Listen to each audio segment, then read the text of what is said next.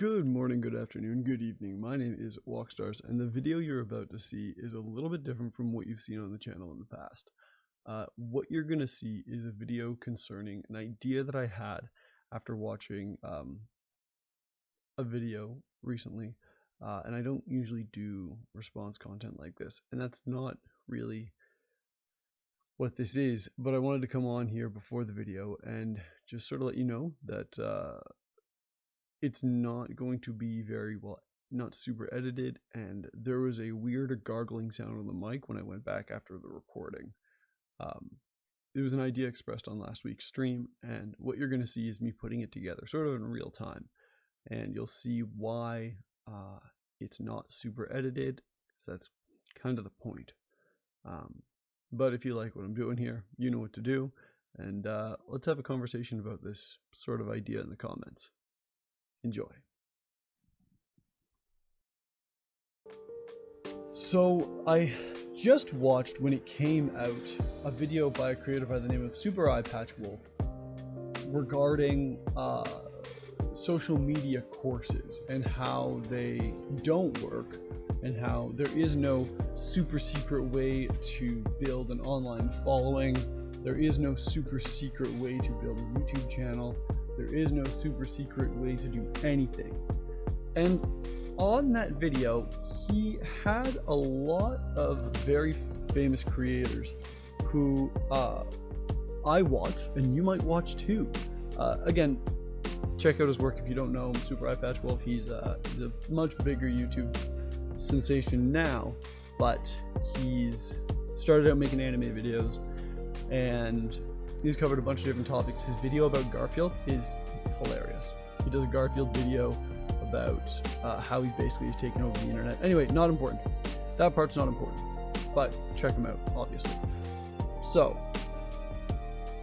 he puts out this video about influencer courses and YouTuber courses and how to be an influencer according to some other people. And so I sat down and I watched the video. It was really interesting. And like I said, he features a bunch of fairly famous YouTubers with pretty big followings in his video, talking about the obsession that they've had with their analytics and with their numbers. And so I'm starting to see so much more information regarding content creation end game, or the end game that comes with content creation. And the only two that seem to exist are fading into irrelevancy through the eyes of the public, or burning yourself out to the point where you cannot create anymore.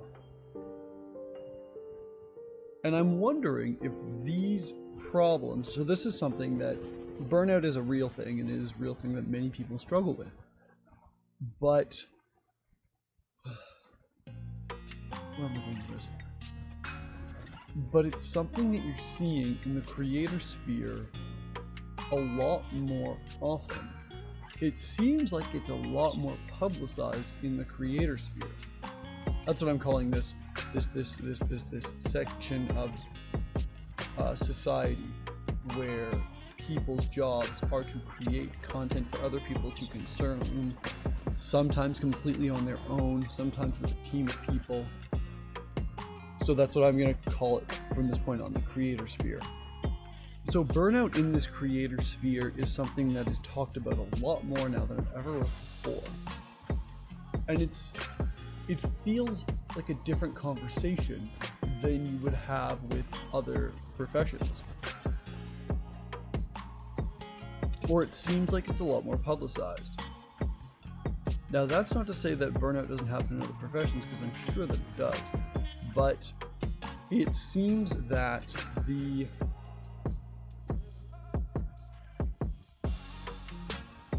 outcomes of content creation are so slim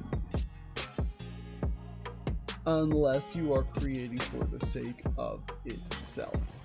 Unless you are specifically creating what you want to create, whether that's video content, gaming content, conversation content, audio content, whatever you want to call it. Maybe you don't want to call it content at all. This wasn't meant to be preachy. This isn't meant to be anything else but conversation. And I'm trying to put together this idea. So, right. Okay. So we brought on all these bigger YouTube, we'll call them stars, quote unquote, who have struggled with burnout, have struggled with obsessing with their analytics. Some of them with not getting the success they thought they would. Some of them just having a really rough go at it. And that got me thinking that if your job is to be relatable to people through the use of your equipment and through the use of yourself and the thing you create, if that is your job, okay, and there is a trend, we'll call it a trend for now, a rising tide of folks who are being more honest with their mental health state and with the management of their mental health, which is important, which is good. Don't get me wrong, this isn't a bad thing. I'm just thinking that this might be an unforeseen consequence of these conversations that are happening. Because that unforeseen consequence is that these folks who are creating content for people to enjoy are now seen as even more relatable, thinking that, oh, they get burnt out just like me, they have anxiety just like me, which is also driving more eyes and more minds to their content. Now again, that's going to sound really cynical, and I don't mean for it to sound cynical. What it is, I think, is just simply an unforeseen consequence of this situation. Obviously, more people talking about this sort of thing, more people talking about their struggles with their mental health is very important, and it's a positive thing. But the unforeseen consequence of this being that now, if I know, let's take, I don't want to name any names, but let's say there's a content creator whom you've enjoyed for years, for a long time. You've watched their channel grow, you've been a big fan of their community, you've been a big fan of their videos, and you now find out that they, oh hey Seven the Viking, thanks for that. Thank you for being here. Welcome to the show. Welcome to the Star Zone. You're just in time for me to get to this next point. If you are a big fan of this content creator, and you now know that they're struggling with the same things you are struggling with, yes, that makes them more relatable, but when they are producing future content, there might be, now I'm not saying this is the case for everybody, but there might now be a little twinge of guilt in your mind when you do not engage with that content. And based on the nature of parasocial relationships, it will never be equal. So I don't think this is an insidious thing. I don't think this is a necessarily a bad thing. Being relatable is important. Creating a diverse opinion, creating content that is diverse in its nature is important. Getting different ideas out there is important. But when I saw some of the people in this videos come up in my feed, I felt a little bit guilty for not immediately clicking them. Because I know the struggle, I now know the struggle that they went to create that video. And because of that, I have two options. I can either, I being the person in question here, can either disengage from the content completely, or disengage from the content completely, and accept that they might not be as impervious as I thought they were, or I can now engage with the content knowing everything that went into it, and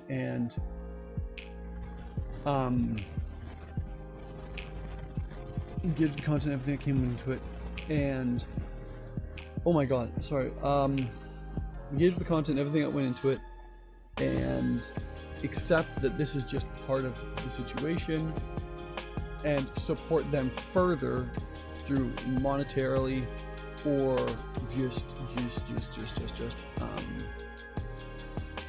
or support them further through sharing their content and engaging with their content.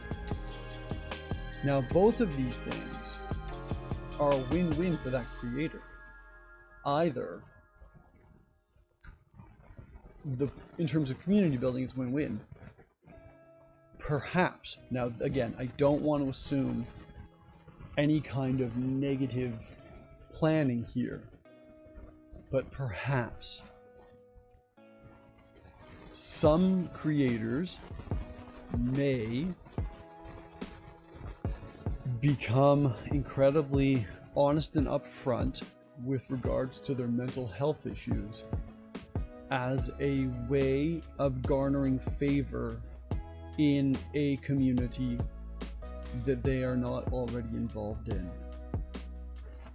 Now, I know that sounds awful, and that sounds really disingenuous, because these are conversations that need to happen. These are conversations that we need to have. We need to be more open and honest about our mental well-being. We need to be more open and honest about how we feel about things, and how our past have affected us, and how we process emotions and pain and sorrow and sadness and joy. We have to be more honest about these things. But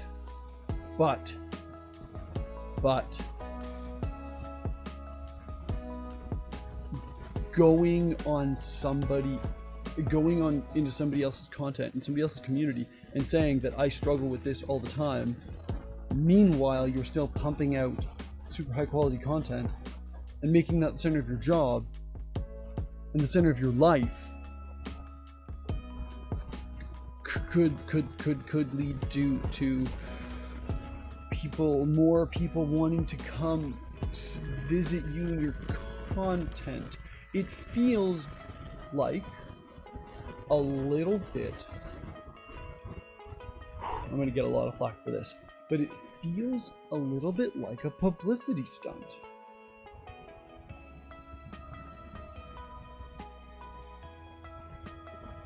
And I don't know what the answer here is.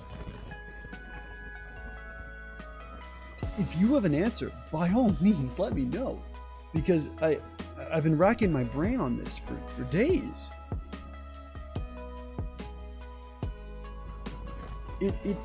Like, do you create?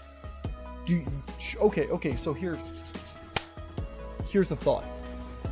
Do you complete? So if your job is to be genuine and relatable. If that's your job is to be genuine and relatable to an audience, to share your story, to tell stories, to be entertaining, to be clownish, to be exciting, to be intense, to be skilled. If that's your job, okay? If that's the job you are paid by, let's be honest, your community and your supporters to do, because sponsors are just supporters with company banners. Let's be real. People have decided to pay you for this thing that you do, right? This thing that I do, I'm not being paid for it right now. I honestly am not big enough to make any money. Don't even worry about it. It's fine. I don't do this to make money. I do this because it's fun. But of course, I accept all donations as they come in, and I cannot guarantee a refund at any time. Anyway.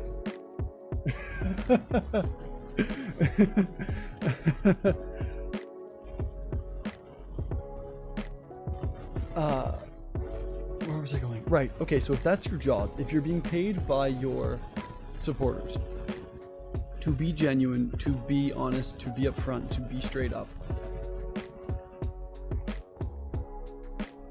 And honesty regarding your mental well-being is what's selling. In a way, even the honesty is commodified. Even the pain is commodified, because the platform doesn't care about what's on it as long as people are watching.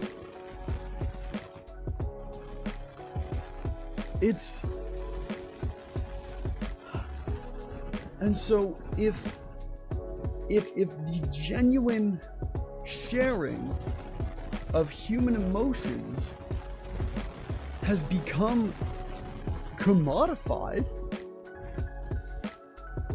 then how are we supposed to share honesty? How are we supposed to be honest with ourselves and with the people around us? Now that's the pessimistic view of this. That's the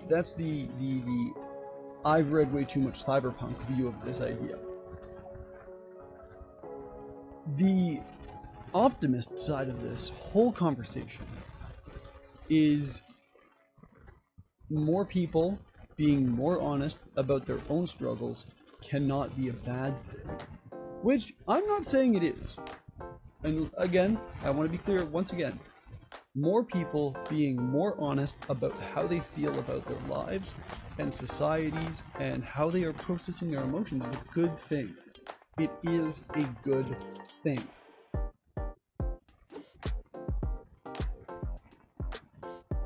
But, and, sorry, regardless of the unintended consequence, I am really, really happy to see that more people are being honest about the real nature of this career. Let's call it what it is.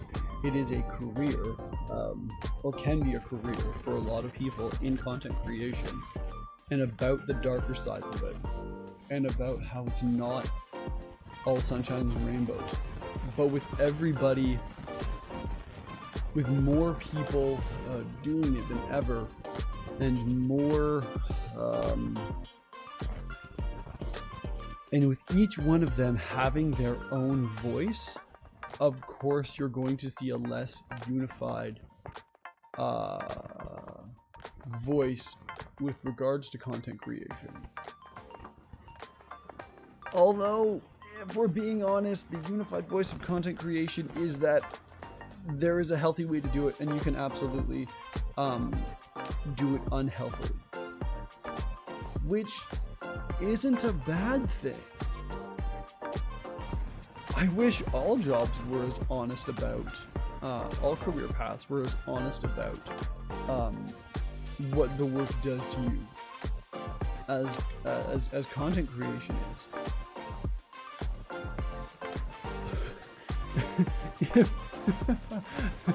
Sorry, I just thought of this. If chefs were as honest as content creators were with regards to the nature of the work, nobody would be a chef unless they really, really liked it. And I feel like the same is true for police work. The same is true for accounting. The same is true for electrician. Seriously, pick a job, pick a career, literally any occupation. And you will see that if everybody was as honest about the nature of the work as content creators can be, about the nature of their work, you would only have people doing it who really, really loved it for the sake of itself and not for any other reason.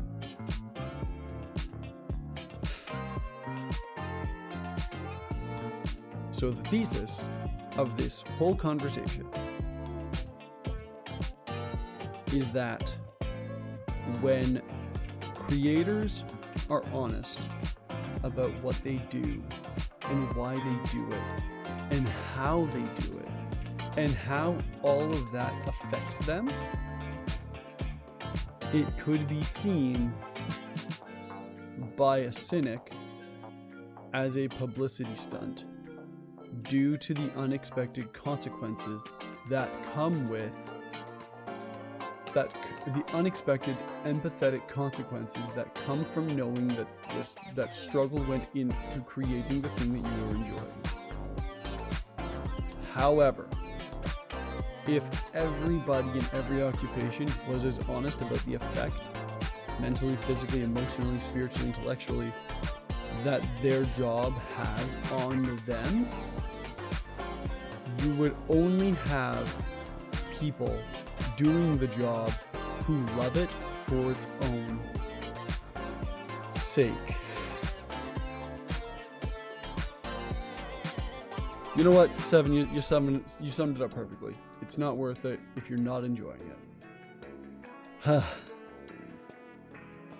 Thank you for coming to my TED Talk. Wow, that was a lot for me to get through.